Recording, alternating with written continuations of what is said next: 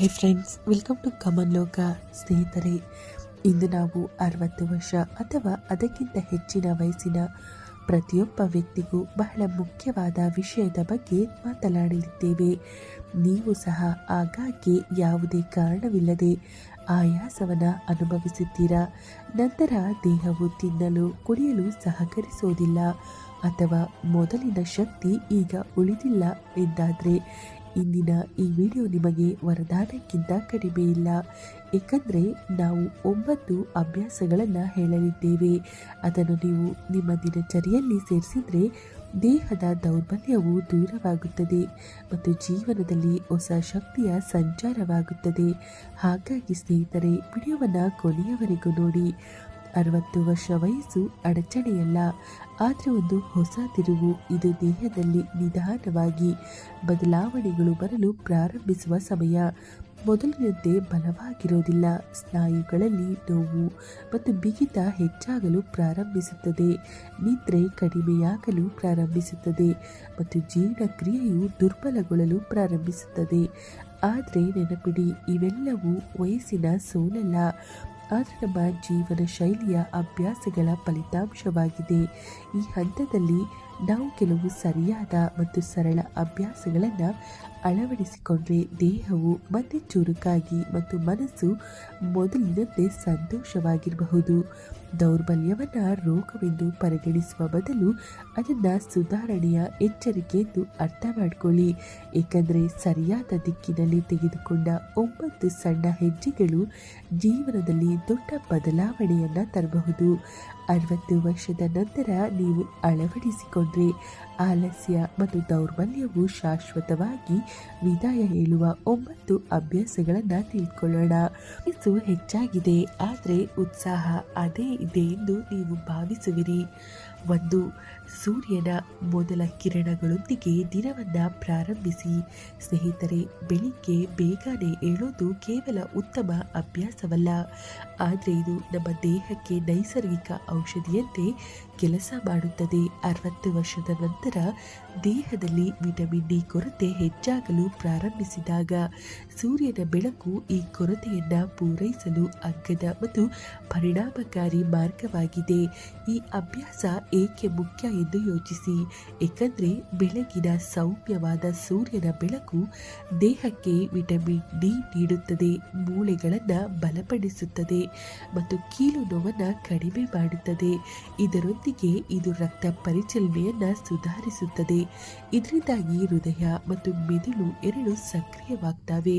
ಬೆಳಗಿನ ಗಾಳಿಯಲ್ಲಿ ಆಮ್ಲಜನಕದ ಪ್ರಮಾಣವು ಹೆಚ್ಚು ಇರುತ್ತದೆ. ಇದು ಶ್ವಾಸಕೋಶಗಳಿಗೆ ಹೊಸ ಶಕ್ತಿಯನ್ನು ನೀಡುತ್ತದೆ ಮತ್ತು ದೇಹವನ್ನು ಒಳಗಿನಿಂದ ರಿಫ್ರೆಶ್ ಮಾಡುತ್ತದೆ. ಈಗ ಪ್ರಶ್ನೆ ಏನಂದರೆ, ಏನು ಮಾಡಬೇಕು ಎಂದು.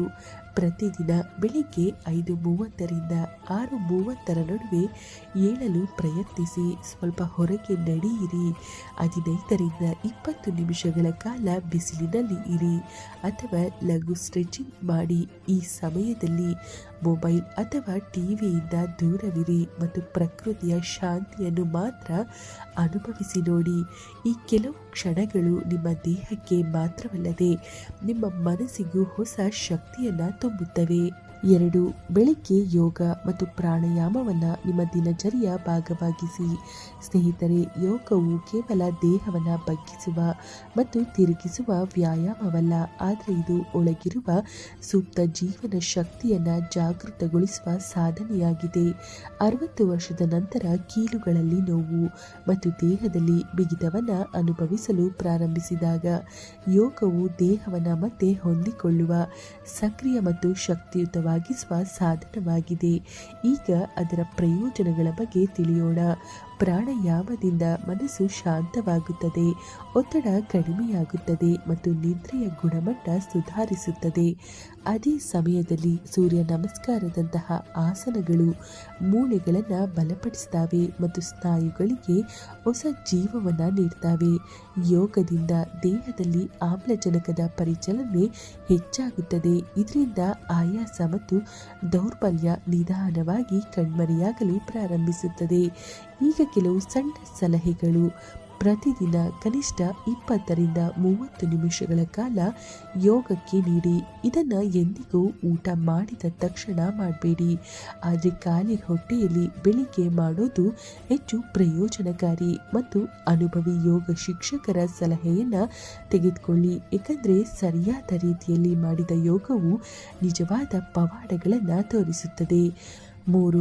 ಆಹಾರವನ್ನು ಔಷಧಿಯಂತೆ ಅಳವಡಿಸಿಕೊಳ್ಳಿ, ರುಚಿಯಂತೆ ಅಲ್ಲ. ಸ್ನೇಹಿತರೆ, 60 ವರ್ಷದ ನಂತರ ದೇಹಕ್ಕೆ ಹೆಚ್ಚು ಹಾನಿ ಮಾಡುವ ನಮ್ಮ ಕೆಟ್ಟ ಆಹಾರ ಪದ್ಧತಿಗಳು. ಕೆಲವೊಮ್ಮೆ ಅತಿಯಾಗಿ ತಿನ್ನೋದು, ಕೆಲವೊಮ್ಮೆ ತಪ್ಪು ಸಮಯದಲ್ಲಿ ತಿನ್ನೋದು. ನೆನಪಿಡಿ, ಈ ವಯಸ್ಸಿನಲ್ಲಿ ಜೀರ್ಣಶಕ್ತಿ ಮೊದಲಿನಂತೆ ಇರುವುದಿಲ್ಲ. ಆದ್ದರಿಂದ ಈಗ ಹೊಟ್ಟೆ ತುಂಬಿಸುವ ಅಗತ್ಯವಿಲ್ಲ, ಆದರೆ ದೇಹಕ್ಕೆ ಪೋಷಣೆ ನೀಡುವ ಅಗತ್ಯವಿದೆ. ಈಗ ಪ್ರಶ್ನೆ ಏನಂದರೆ, ಏನು ತಿನ್ನಬೇಕು? ಪ್ರತಿದಿನ ನಿಮ್ಮ ಆಹಾರದಲ್ಲಿ ಹಸಿರು ತರಕಾರಿಗಳು, ಕಾಳುಗಳು, ಸೊಪ್ಪು ಮತ್ತು ತಿಳಿನೀರಿನ ಮಜ್ಜಿಗೆಯನ್ನು ಸೇರಿಸಲು ಮರೆಯದಿರಿ. ವಾರಕ್ಕೆ 2-3 ಬಾರಿ ಬಾದಾಮಿ, ವಾಲ್ನಟ್ ಮತ್ತು ಒಣ ದ್ರಾಕ್ಷಿಯಂತಹ ಒಣ ಹಣ್ಣುಗಳನ್ನು ತಿನ್ನಿರಿ. ಇವು ದೇಹಕ್ಕೆ ಶಕ್ತಿಯನ್ನು ನೀಡ್ತವೆ ಮತ್ತು ಮೆದುಳನ್ನು ಚುರುಕಾಗಿ ಇಡ್ತವೆ.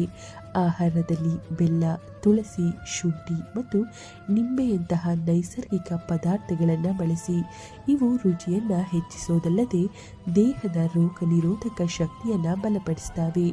ಮತ್ತು ಈಗ ಏನನ್ನ ತಿನ್ನಬಾರದೆಂದು ತಿಳಿಯಿರಿ.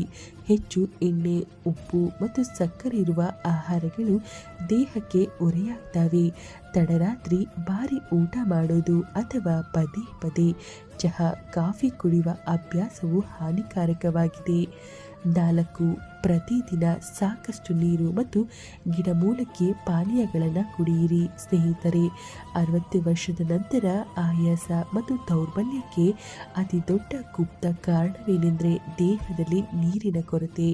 ವಯಸ್ಸಾದಂತೆ ಸಾಮಾನ್ಯವಾಗಿ ಬಾಯಾರಿಕೆಯ ಭಾವನೆ ಕಡಿಮೆಯಾಗುತ್ತದೆ, ಆದರೆ ದೇಹದ ಅಗತ್ಯಗಳು ಹಾಗೆಯೇ ಇರ್ತವೆ. ಅದಕ್ಕೆ ಮೊದಲಿನಷ್ಟೇ ನೀರು ಬೇಕಾಗುತ್ತದೆ.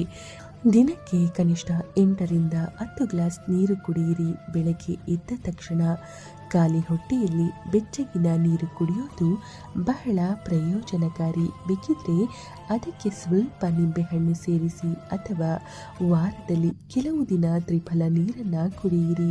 ಇದು ದೇಹವನ್ನು ಒಳಗಿನಿಂದ ಶುದ್ಧಗೊಳಿಸುತ್ತದೆ ಮತ್ತು ಜೀರ್ಣಕ್ರಿಯೆಯನ್ನು ಸುಧಾರಿಸುತ್ತದೆ. ಕೆಲವೊಮ್ಮೆ ತುಳಸಿ ಅಥವಾ ಶುಂಠಿಯ ಗಿಡಮೂಲಿಕೆ ಚಹಾವನ್ನು ಸಹ ಕುಡಿಯಿರಿ.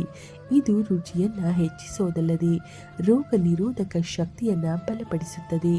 ತುಂಬ ತಣ್ಣನೆಯ ನೀರನ್ನು ಕುಡಿಯಬೇಡಿ ಎಂಬುದನ್ನು ನೆನಪಿನಲ್ಲಿಡಿ, ಏಕೆಂದರೆ ಇದು ಜೀರ್ಣಾಂಗ ವ್ಯವಸ್ಥೆಯನ್ನು ದುರ್ಬಲಗೊಳಿಸುತ್ತದೆ. ಮತ್ತು ಒಂದೇ ಬಾರಿಗೆ ಹೆಚ್ಚು ನೀರನ್ನು ಕುಡಿಯಬೇಡಿ, ಬದಲಿಗೆ ದಿನವಿಡೀ ಸ್ವಲ್ಪ ಸ್ವಲ್ಪ ಪ್ರಮಾಣದಲ್ಲಿ ತೆಗೆದುಕೊಳ್ಳುತ್ತೀರಿ. ಇದರಿಂದ ದೇಹವು ನಿರಂತರವಾಗಿ ಹೈಡ್ರೇಟ್ ಆಗಿರುತ್ತದೆ ಮತ್ತು ದೌರ್ಬಲ್ಯ ದೂರವಾಗುತ್ತದೆ. 5. ಪ್ರತಿದಿನ ಕನಿಷ್ಠ 30 ನಿಮಿಷಗಳ ಕಾಲ ನಡೆಯುವ ಅಭ್ಯಾಸವನ್ನು ಮಾಡಿಕೊಳ್ಳಿ. ಸ್ನೇಹಿತರೆ, ನಡೆಯುವುದು ಕೇವಲ ಒಂದು ಸಾಮಾನ್ಯ ಚಟುವಟಿಕೆಯಲ್ಲ, ಇದು ದೇಹದ ಪ್ರತಿಯೊಂದು ಭಾಗವನ್ನು ಸಕ್ರಿಯವಾಗಿ ಮತ್ತು ಆರೋಗ್ಯವಾಗಿಡಲು ಸುಲಭವಾದ ಮಾರ್ಗವಾಗಿದೆ. 60 ವರ್ಷದ ನಂತರ ಸ್ನಾಯುಗಳು ನಿಧಾನವಾಗಿ ದುರ್ಬಲಗೊಳ್ಳಲು ಪ್ರಾರಂಭಿಸುತ್ತವೆ ಮತ್ತು ಮೂಳೆಗಳು ಮೊದಲಿನಂತೆ ಬಲವಾಗಿರೋದಿಲ್ಲ. ಪ್ರತಿದಿನ ಲಘು ನಡಿಗೆಯು ನೈಸರ್ಗಿಕ ಮತ್ತು ಪರಿಣಾಮಕಾರಿ ವ್ಯಾಯಾಮವಾಗುತ್ತದೆ. ಪ್ರಯೋಜನಗಳ ಬಗ್ಗೆ ಹೇಳುವುದಾದರೆ, ಪ್ರತಿದಿನ ನಡೆಯೋದ್ರಿಂದ ಹೃದಯವು ಬಲವಾಗಿರುತ್ತದೆ, ರಕ್ತದಲ್ಲಿನ ಸಕ್ಕರೆ ನಿಯಂತ್ರಣದಲ್ಲಿರುತ್ತದೆ, ನಿದ್ರೆ ಉತ್ತಮವಾಗುತ್ತದೆ ಮತ್ತು ಮಾನಸಿಕ ಒತ್ತಡವು ಕಡಿಮೆಯಾಗುತ್ತದೆ. ಇದರೊಂದಿಗೆ ಕಾಲುಗಳ ಸ್ನಾಯುಗಳು ಬಲಗೊಳ್ಳುತ್ತವೆ. ಇದರಿಂದ ಬೀಳುವ ಭಯ ಕಡಿಮೆಯಾಗುತ್ತದೆ ಮತ್ತು ನಡೆಯುವಲ್ಲಿ ಆತ್ಮವಿಶ್ವಾಸ ಹೆಚ್ಚುತ್ತದೆ. ಹೀಗೆ ಮಾಡಿ. ಬೆಳಗ್ಗೆ ಅಥವಾ ಸಂಜೆ ಲಘು ನಡಿಗೆ ಮಾಡಿ. ವೇಗವಾಗಿ ಅಲ್ಲ, ಆದರೆ ಆರಾಮದಾಯಕವಾಗಿ ನಡೆಯಿರಿ. ಬೇಕಿದ್ರೆ ಸ್ನೇಹಿತರು ಅಥವಾ ಕುಟುಂಬ ಸದಸ್ಯರೊಂದಿಗೆ ಹೋಗಿ. ಇದರಿಂದ ದೇಹ ಮಾತ್ರವಲ್ಲದೆ ಮನಸ್ಸು ಸಹ ಸಂತೋಷವಾಗಿರುತ್ತದೆ. ಸ್ನೇಹಿತರೆ, ನೀವು ಈ ವಿಡಿಯೋವನ್ನು ಎಲ್ಲಿ ನೋಡ್ತಾ ಇದ್ದೀರಾ ಮತ್ತು ಈ ವಿಡಿಯೋ ನಿಮಗೆ ಹೇಗೆ ಅನಿಸ್ತಾ ಇದೆ ಎಂದು ಕಮೆಂಟ್ಸ್ ಬಾಕ್ಸ್ನಲ್ಲಿ ನಮಗೆ ತಿಳಿಸಿ. 6. ನಿಮ್ಮ ಮೆದುಳಿಗೂ ಪ್ರತಿದಿನ ವ್ಯಾಯಾಮ ನೀಡಿ ಸ್ನೇಹಿತರೆ. ದೌರ್ಬಲ್ಯ ಕೇವಲ ದೇಹದಲ್ಲಿ ಮಾತ್ರವಲ್ಲದೆ ಮನಸ್ಸು ಮತ್ತು ಮೆದುಳಿನ ಮೇಲೂ ಪರಿಣಾಮ ಬೀರುತ್ತದೆ. 60 ವರ್ಷದ ನಂತರ ನೆನಪಿನ ಶಕ್ತಿ ಕಡಿಮೆಯಾಗುವುದು, ಏಕಾಂತವನ್ನು ಅನುಭವಿಸುವುದು ಅಥವಾ ಒತ್ತಡ ಹೆಚ್ಚಾಗುವುದು ಸಾಮಾನ್ಯವಾಗಿದೆ. ಆದರೆ ನಾವು ಪ್ರತಿದಿನ ಮೆದುಳನ್ನು ಸಕ್ರಿಯವಾಗಿ ಮತ್ತು ಸಂತೋಷವಾಗಿಟ್ಟರೆ ಈ ಮಾನಸಿಕ ದೌರ್ಬಲ್ಯವು ನಿಧಾನವಾಗಿ ಕಣ್ಮರೆಯಾಗುತ್ತದೆ. ಈಗ ಪ್ರಶ್ನೆ ಏನೆಂದರೆ, ಏನು ಮಾಡಬೇಕು ಎಂದು? ಪ್ರತಿದಿನ ಪುಸ್ತಕಗಳನ್ನು ಓದಿ ಅಥವಾ ಭಜನೆ, ಗೀತೆಯಂತಹ ಧಾರ್ಮಿಕ ಗ್ರಂಥಗಳನ್ನು ಅಧ್ಯಯನ ಮಾಡಿ. ಹೊಸ ವಿಷಯಗಳನ್ನು ಕಲಿಯಿರಿ. ಉದಾಹರಣೆಗೆ ಮೊಬೈಲ್ ಅಥವಾ ಕಂಪ್ಯೂಟರ್ ಬಳಕೆ, ಹೊಸ ಭಾಷೆಯನ್ನು ಕಲಿಯೋದು ಅಥವಾ ಸಂಗೀತವನ್ನು ಅಭ್ಯಾಸ ಮಾಡೋದು. ಕುಟುಂಬ ಮತ್ತು ಮಕ್ಕಳೊಂದಿಗೆ ಮಾತನಾಡಿ. ಏಕಾಂತವನ್ನು ಅನುಭವಿಸಬೇಡಿ ಮತ್ತು ಸಾಮಾಜಿಕವಾಗಿ ಸಂಪರ್ಕದಲ್ಲಿರಿ. ಇದರ ಪ್ರಯೋಜನಗಳು ಅದ್ಭುತವಾಗಿವೆ.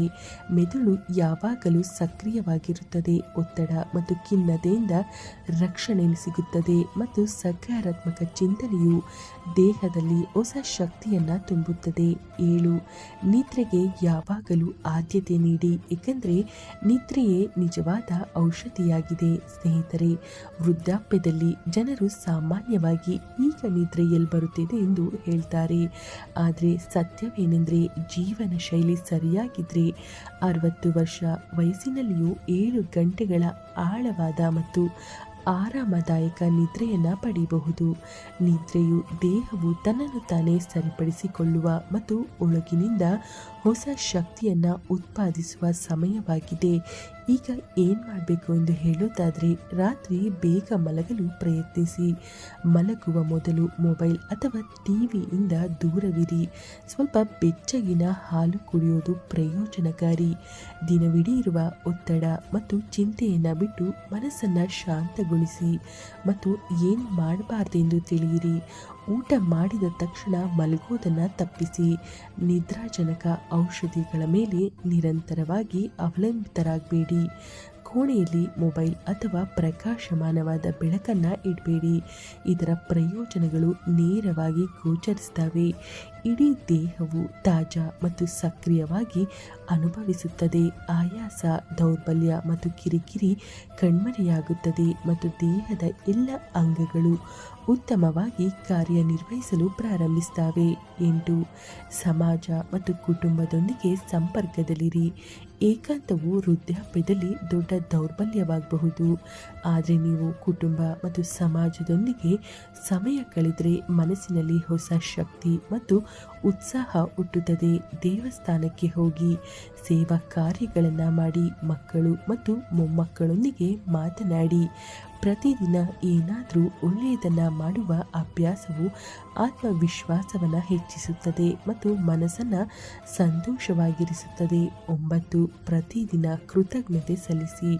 ಬೆಳಿಗ್ಗೆ ಎದ್ದ ತಕ್ಷಣ ನೀವು ಇನ್ನೊಂದು ದಿನವನ್ನು ನೋಡಿದ್ದೀರಿ ಎಂದು ದೇವರಿಗೆ ಧನ್ಯವಾದ ಹೇಳಿ. ಈ ಸಣ್ಣ ಅಭ್ಯಾಸವು ನಿಮ್ಮ ಮನಸ್ಸನ್ನು ಶಾಂತಗೊಳಿಸುತ್ತದೆ, ಆತ್ಮವಿಶ್ವಾಸವನ್ನು ಹೆಚ್ಚಿಸುತ್ತದೆ ಮತ್ತು ಜೀವನದಲ್ಲಿ ಸಕಾರಾತ್ಮಕ ಶಕ್ತಿಯನ್ನು ತುಂಬುತ್ತದೆ.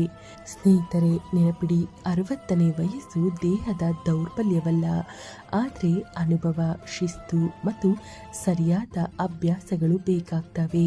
ನೀವು ಈ 9 ಅಭ್ಯಾಸಗಳನ್ನು ನಿಮ್ಮ ಜೀವನ ಶೈಲಿಯಲ್ಲಿ ಅಳವಡಿಸಿಕೊಂಡ್ರೆ ದೇಹದಲ್ಲಿ ಶಕ್ತಿ ಬರೋದಲ್ಲದೆ ಮನಸ್ಸು ಕೂಡ ಮೊದಲಿನಂತೆ ಚುರುಕಾಗಿ ಮತ್ತು ಸಂತೋಷವನ್ನು ಅನುಭವಿಸುತ್ತದೆ. ಸ್ನೇಹಿತರೆ, ಈ ಮಾಹಿತಿ ನಿಮಗೆ ಇಷ್ಟವಾಗಿದ್ದಲ್ಲಿ ದಯವಿಟ್ಟು ಲೈಕ್ ಮಾಡಿ, ಶೇರ್ ಮಾಡಿ. ಹಾಗೆ ಫ್ರೆಂಡ್ಸ್, ಯಾರೆಲ್ಲ ಇನ್ನೂ ನಮ್ಮ ಚಾನಲನ್ನು ಸಬ್ಸ್ಕ್ರೈಬ್ ಮಾಡಿ